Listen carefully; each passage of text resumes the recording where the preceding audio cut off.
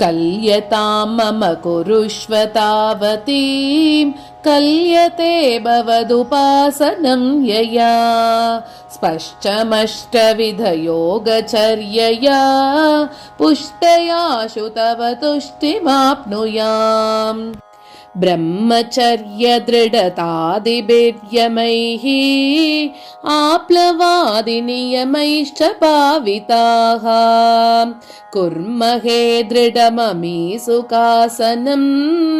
पङ्कजाद्यमपि वा भवत्पराः तारमन्तरनुचिन्त्य सन्ततं प्राणवायुमभियम्य निर्मलाः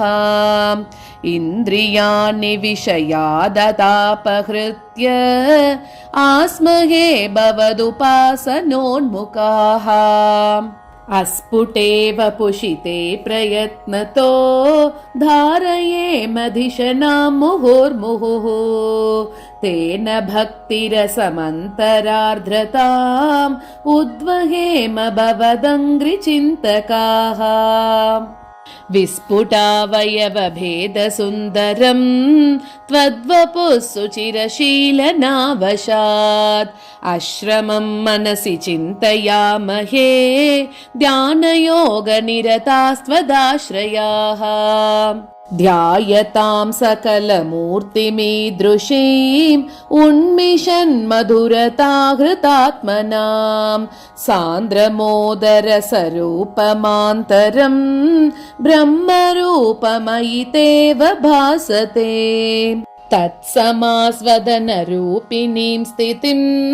त्वत्समाधिमयि विश्वनायक आश्रिताः पुनरतः परिच्युतौ आरभेमहि च धारणादिकम् इत्थमभ्यसन निर्भरोल्लसत् त्वत्परात्मसुखकल्पितोत्सवाः मुक्तभक्तकुलमौलितां गताः सञ्चरेम शुकनारदादिवत् त्वत्समाधिविजये तु यः पुनः मंशुमोक्षरसिकः क्रमेण वा योगवश्यमनिलं षडाश्रयैः उन्नयत्यजसुषुम्नया शनैः लिङ्गदेहमपि सन्त्यजन्नतो लीयते त्वयि परे निराग्रहः ऊर्ध्वलोककुतुकीतुमूर्धतः सार्धमेव करणैर्निरीयते अग्निवासरवलर्क्षपक्षगैः उत्तरायणजुषा च दैवतैः प्रापितोरविपदं भवत्परो मोदवान् ध्रुवपदान्तमीयते आस्थितोऽथ महरालये यदा शेषवक्त्रदहनोष्मनाद्यते ईयते भवदुपाश्रयस्तदा वेधसः पदमतः पुरैव वा